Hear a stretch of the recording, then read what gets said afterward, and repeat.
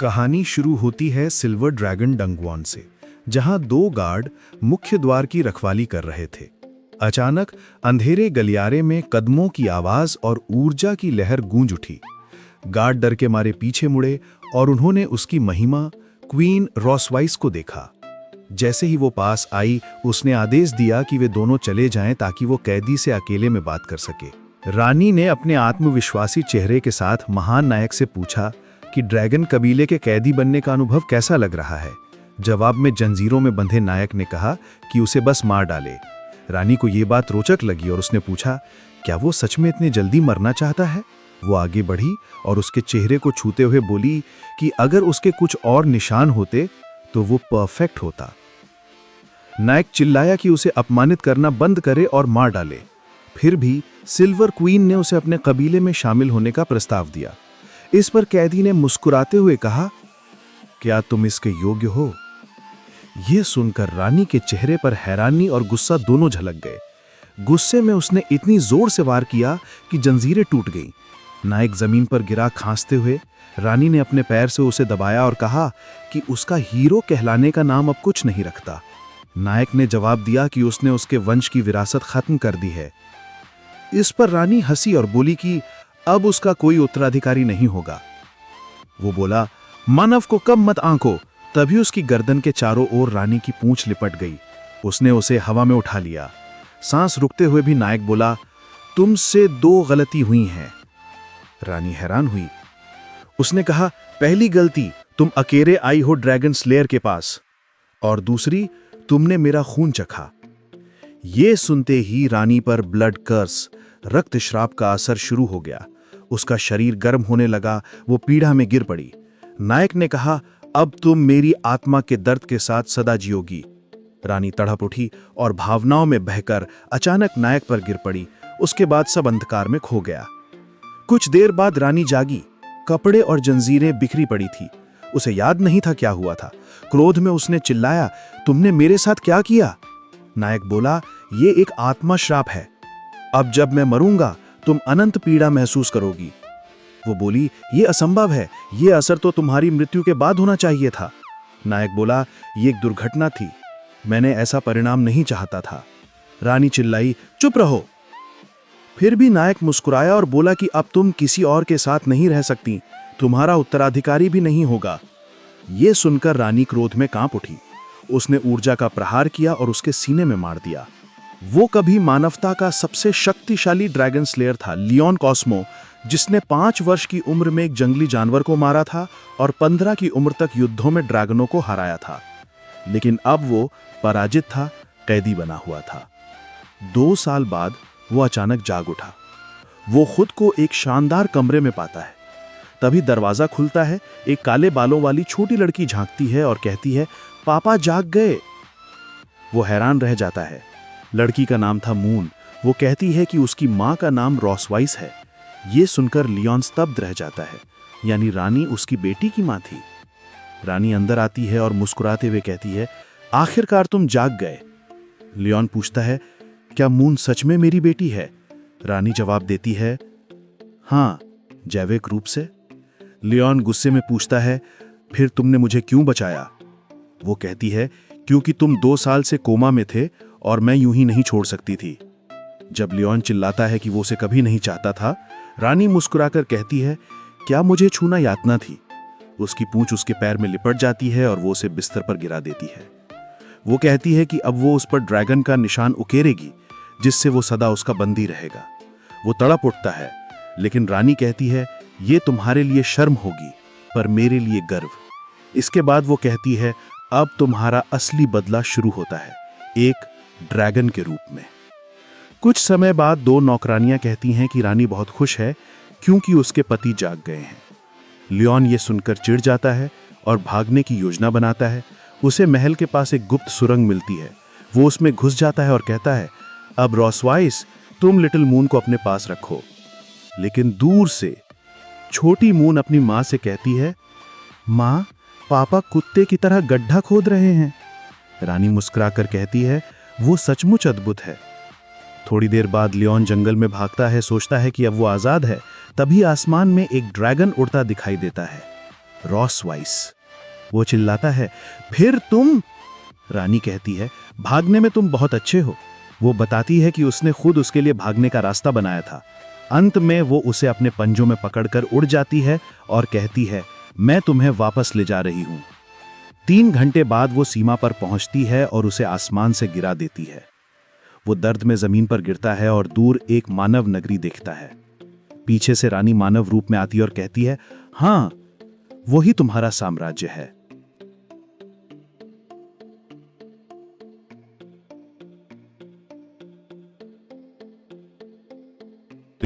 अनुवाद। खोया हुआ शहर उसे ये सोचने पर मजबूर करता है कि वो बस ऐसे ही वापस लौट सकता है। मुस्कुराते हुए वो स्त्री चेतावनी देती है कि भले ही वो इतना पास आ गया है, फिर भी वो वापस नहीं जा पाएगा। अचानक उसके सीने पर बना निशान बैंगनी रोशनी से चमकने लगता है। तब वो महिला बताती है कि जब किसी व्यक्ति के शरीर पर बना ड्रैगन का निशान प्रबल इच्छा महसूस करता है, तो दूसरे व्यक्ति का निशान भी उसी तरह प्रतिक्रिया करता है। वह उसे उसके शरीर की गर्मी को लेकर चिढ़ाती है और वो पूछता है कि क्या वो यहीं पर ऐसा करना चाहती है। वह जवाब में कहती है कि उसने उसे यहाँ इसलिए बुलाया है ताकि वो अपने ही गृहनगर के सामने शर्म का असली मतलब समझ सके। सीने पर हाथ रखकर वो पूछता है कि क्या वो सच में सोचती है कि वो इस वजह से अपना विश्वास खो देगा। फिर वह उसे पकड़ लेता है और कसम खाता है कि वह सही समय आने पर उसे दिए गए अपमान का दुगना बदला चुका देगा। उसके इस अप्रत्याशित रवैये से महिला कुछ पल के लिए बिल्कुल निशब्द हो जाती है। हैरानी से मुस्कुराते हुए वह हल्की लाली के साथ कहती है कि वह उसका इंतजार करेगी, चाहे वो जिंदा रहे या मरा हुआ। कुछ समय बाद साम्राज्य की सीमा के पास एक शहर में वो दोनों एक बड़े पेड़ के नीचे बैठे होते हैं। एक दूसरे को गले लगाते हुए वे पूरी संतुष्टि की मुस्कान साझा करते हैं। महिला थके हुए साथी के पास लेटी हुई कहती है कि उसकी प्रदर्शन क्षमता से वह बहुत खुश है। फिर वह मजाक करते हुए कहती है कि हर महीने उसे यहाँ लेकर आएगी ताकि वो अपने गृहनगर की सैर कर सके। गुस्से में योद्धा उठ खड़ा होता है और उसे शक्ति सोखने की दीवानी ड्रैगन रानी कहता है। वह कहती है कि अब उसे जाना होगा क्योंकि उनकी बेटी घर पर इंतजार कर रही है, लेकिन वह उसे रोकता है और कहता है कि एक ड्रैगन स्लेयर होने के नाते वह किसी का शिकार बनकर नहीं घूम सकता, वह अकेले सफर करेगा। वह चेतावनी देती है कि सफर में 10 दिन से ज्यादा लगेंगे, लेकिन वह जवाब देता है कि इंसानों की सहन शक्ति को कम मत आंकना।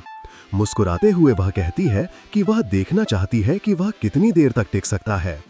कुछ समय बाद वह युवक जंगल से गुजरते हुए मुश्किल से चल पा रहा होता है। जल्द ही वो थक कर रुक जाता है, हांफते हुए जमीन पर बैठ जाता है। महिला पास आकर पूछती है कि क्या उसे मदद चाहिए, लेकिन वह इनकार करता है। वह उसे चिढ़ाते हुए कहती है कि उसमें सिर्फ जिद ही मजबूत है, बाकी कुछ नहीं। दोनों कुछ पल के लिए एक दूसरे की आंखों में देखते हैं। माहौल तनाव से भर जाता है। तभी वह युवक पेड़ों के बीच से ड्रैगन स्लेयर आर्मी को आते देखता है। वह खुश होकर सोचता है कि शायद ये योद्धा उसे ड्रैगन से बचा सकते हैं, लेकिन उसके पास खड़ी ड्रैगन रानी का चेहरा ठंडा और खतरनाक हो जाता है।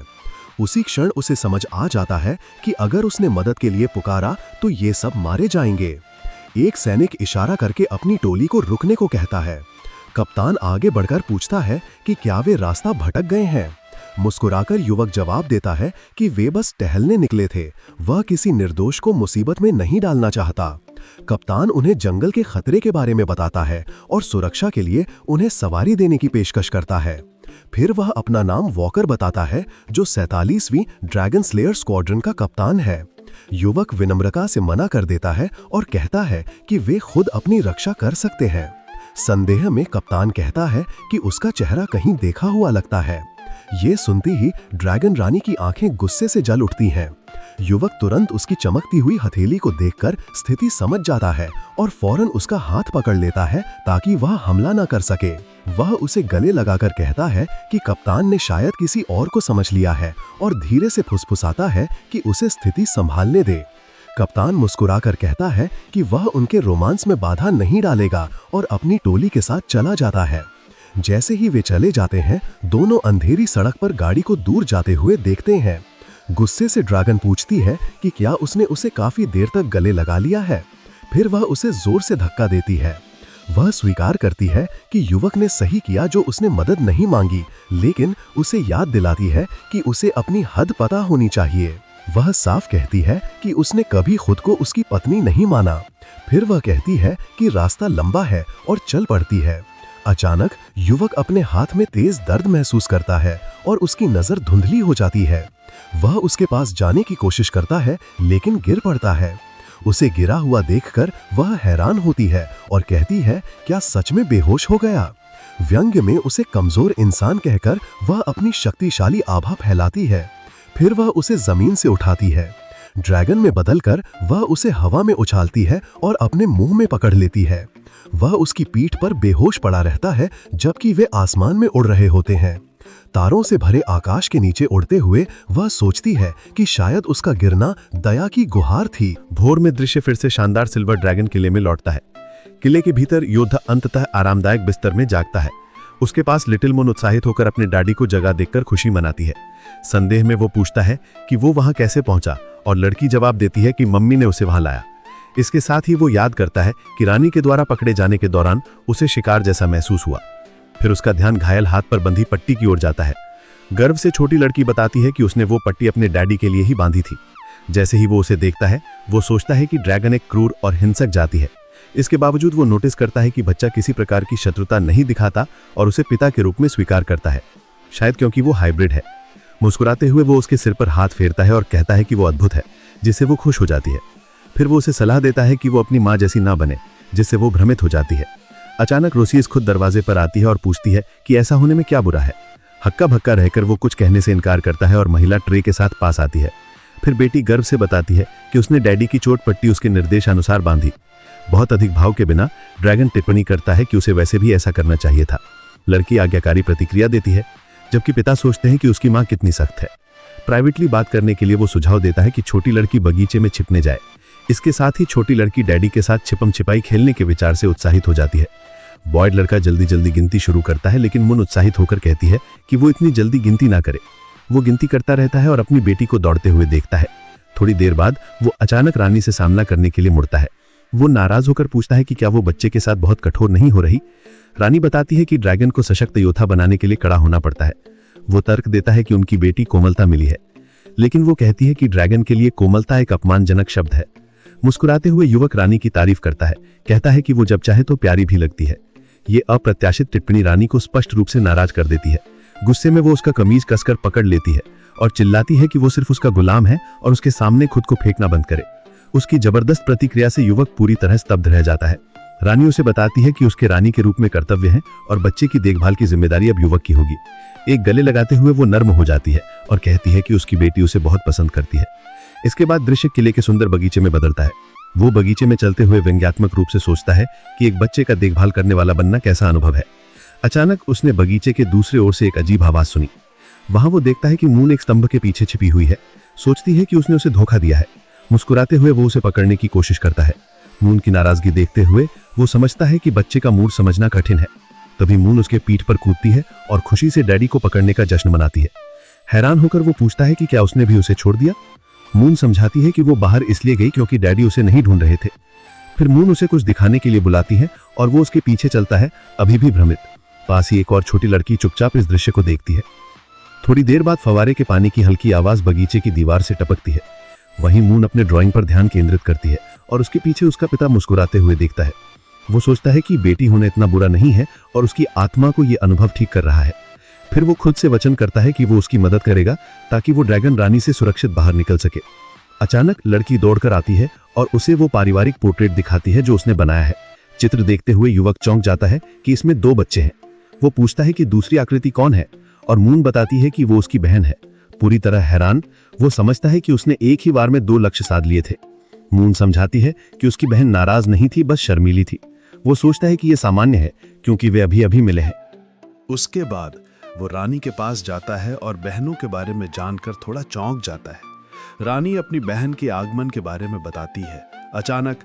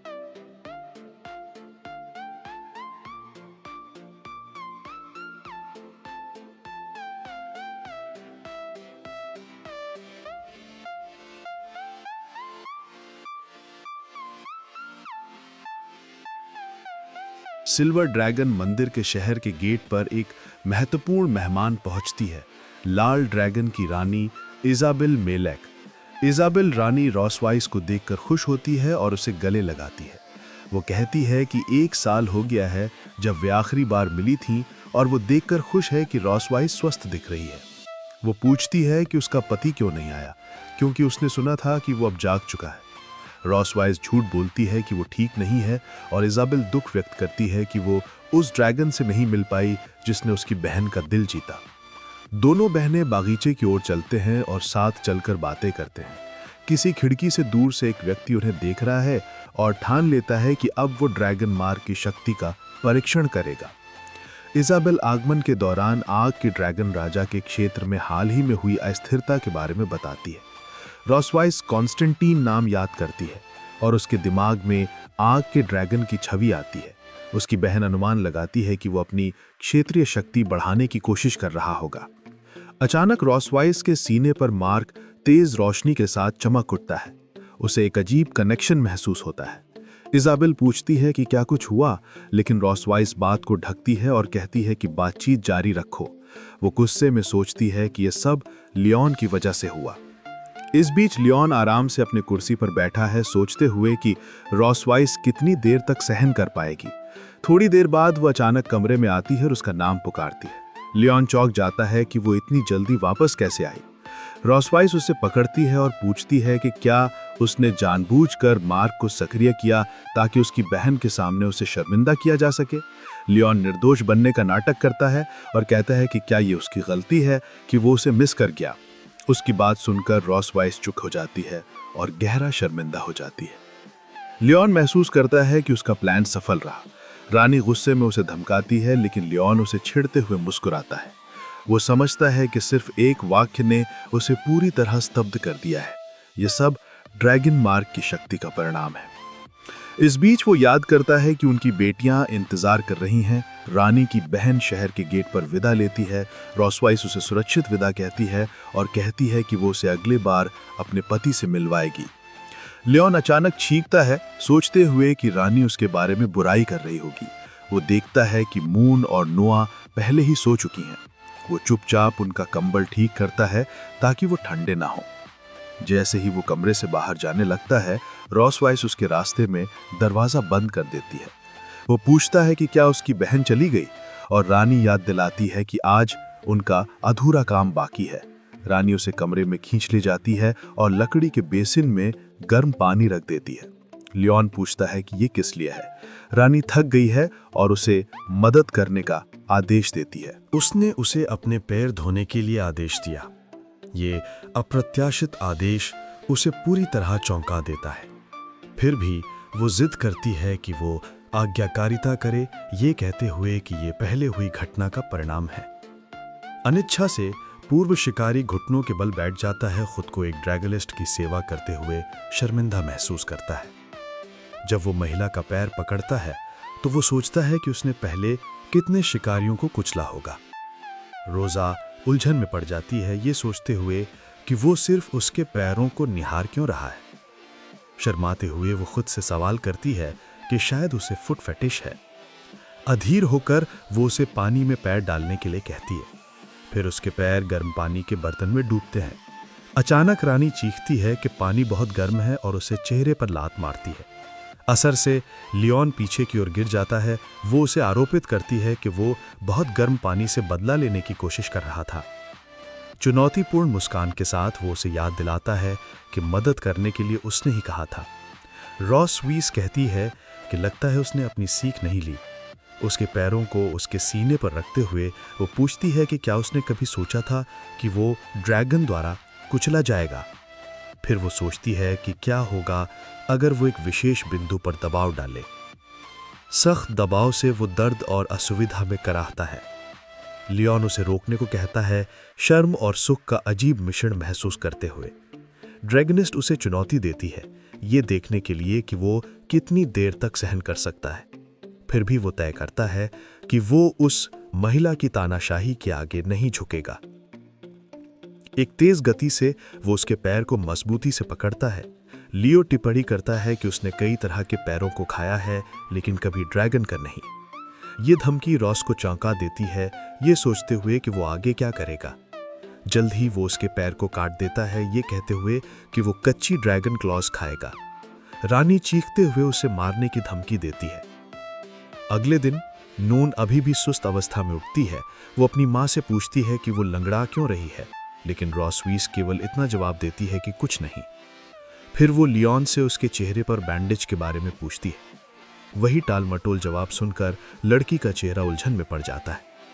फिर वो खुशी से निष्कर्ष निकालती है कि ये मजेदार खेल था और वो भी इसमें भाग लेना चाहती है। सिल्वर ड्रैगन के महल के बागीचे में लियोन और रॉसविस चुपचाप चलते हैं। आगे महिला नाराजगी से चलती है और वो उसके पीछे रहता है। दूरी से दो नौकरानियां उन्हें देखती हैं और सोचती हैं कि दृश्य रोमांटिक डेट जैसा है। हालांकि एक को ये अजीब लगता है कि रानी और राजकुमार निकट नहीं दिखते। रॉसवीस चुपचाप अपनी चाल जारी रखती है। आदमी भी स्थिति से असहज दिखता है। फिर वो चुप्पी तोड़कर उसके चलने का कारण पूछता है। कुछ समय पहले उसने उसके साथ बाहर चलने से मना किया था। ड्रैगनिस्ट बताती है कि उन्हें जनता के लिए परिवार की सामंजस्यपूर्ण छवि बनाए रखनी है। लियोन सोचता है कि वो अजीब व्यवहार कर रही है और सोचता है कि वो क्या योजना बना रही है। छिपकर मुन टिप्पणी करती है कि उसका पिता इतना धीमा है कि वो अपनी मां का हाथ भी नहीं पकड़ सकता। निर्धारित होकर वो मदद करने का फैसला करती है, भले ही नून उसे रोकने की कोशिश करे। बिना हिचकिचाहट के वो युगल की ओर दौड़ती है, जबकि उसकी बहन उसे छोड़ने के लिए कहती है।